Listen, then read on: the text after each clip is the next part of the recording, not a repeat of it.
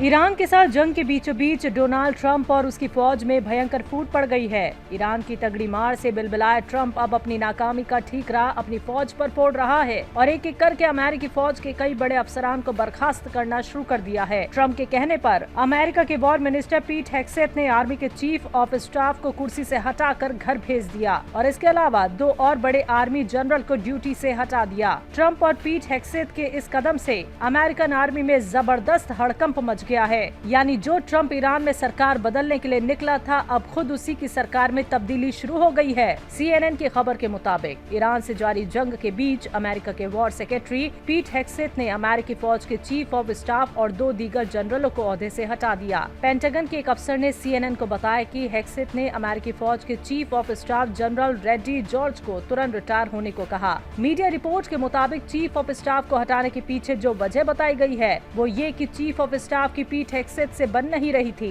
इसके अलावा chief of staff जंग को लेकर डोनाल्ड ट्रंप के कई फैसलों को लेकर असहमत थे। रिपोर्ट में ये भी बताया गया कि पीट हेग्सेथ आर्मी में दर्जनों से भी ज्यादा आर्मी अफसरों को उनके ओहदे से हटा रहा है। इसके अलावा FBI के डायरेक्टर काश पटेल और तुलसी गबाज को भी हटाने पर गौर किया जा रहा है। एक एक करके ट्रंप के सबसे करीबियों को या तो उनकी पोस्ट से हटाया जा रहा है या फिर वो खुद इस्तीफा दे रहे हैं। यानी अमेरिका में बहुत बड़ी फूट पड़ती दिखाई दे रही है। डोनाल्ड ट्रंप और पीट हेग्सेथ का इस तरह आर्मी अफसरान को हटाना ये दिखाता है कि ईरान से जंग को लेकर इनके आपस में ख्यालात एक दूसरे से नहीं मिल रहे। ये बहस तो बहुत दिनों से सोशल मीडिया पर जारी है कि अमेरिकी फौज ईरान से नहीं लड़ना चाहती, क्योंकि जिस तरह ईरान तगड़ी मार मार रहा है उसके बाद अमेरिकी खेमे में डर का जबरदस्त माहौल है। मिडिल ईस्ट में फंसी अमेरिकी फौज ये चाह रही है कि ये जंग खत्म हो और वापस घर लौटा जाए, लेकिन ट्रंप है कि जंग रोकना ही नहीं चाहता और वो हर दिन नई बात कहता है। एक्सपर्ट इसे ट्रंप की हार की फ्रस्ट्रेशन कह रहे हैं। तो क्या इसे ईरान से मिल रही करारी हार समझा जाए जो अमेरिकी सदर ट्रंप की अपनी ही फौज से नहीं बन रही? ऐसा मालूम होता है कि ईरान से डील ना हो पाने की खुन्नस ट्रंप अपनी फौज पर निकाल रहे हैं, जिसके चलते इसका फायदा कहीं न कहीं